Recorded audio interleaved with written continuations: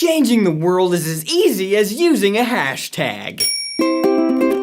Hashtag activism is a relatively new concept for taking a stand against social injustices, and it's no stranger to criticism.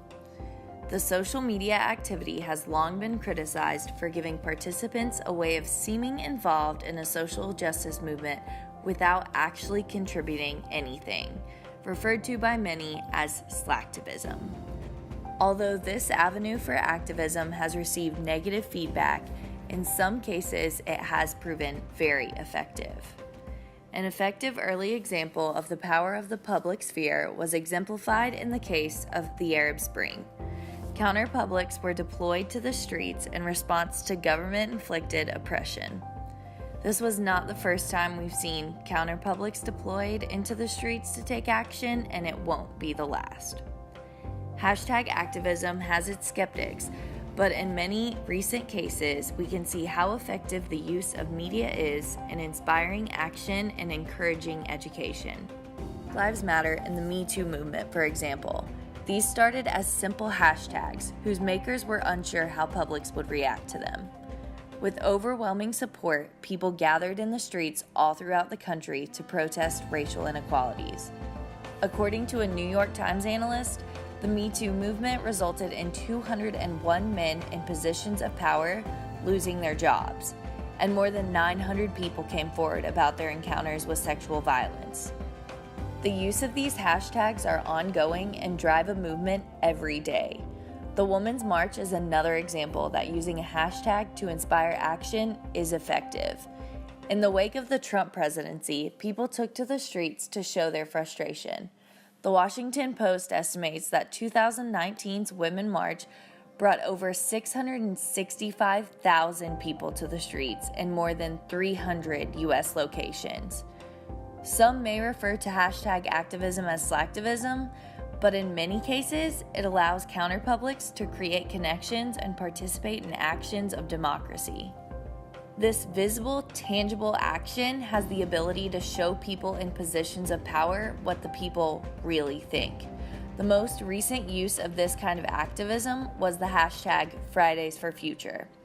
Swedish 16-year-old Greta Thunberg started a weekly strike for climate change.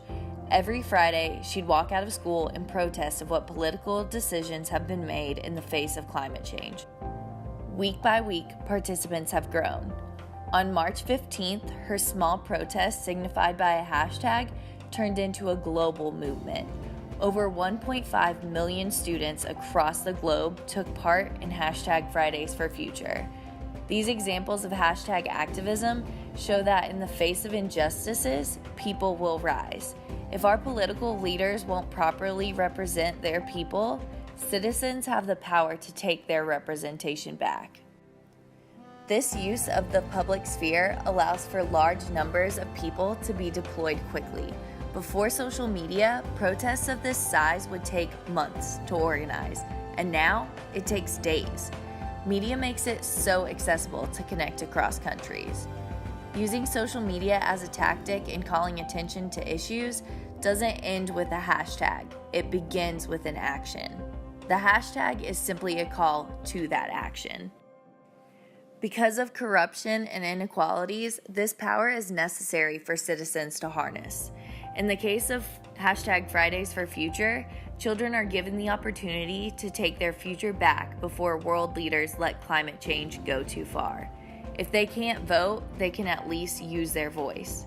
Because social media is often used by younger generations, it's useful in planning actions that result in what many leaders will see. It helps in properly producing a message for the older generations to consume. By this measure, hashtag activism is productive in allowing counterpublics to take back the agenda-setting theory by creating publicity for the news that they want to share.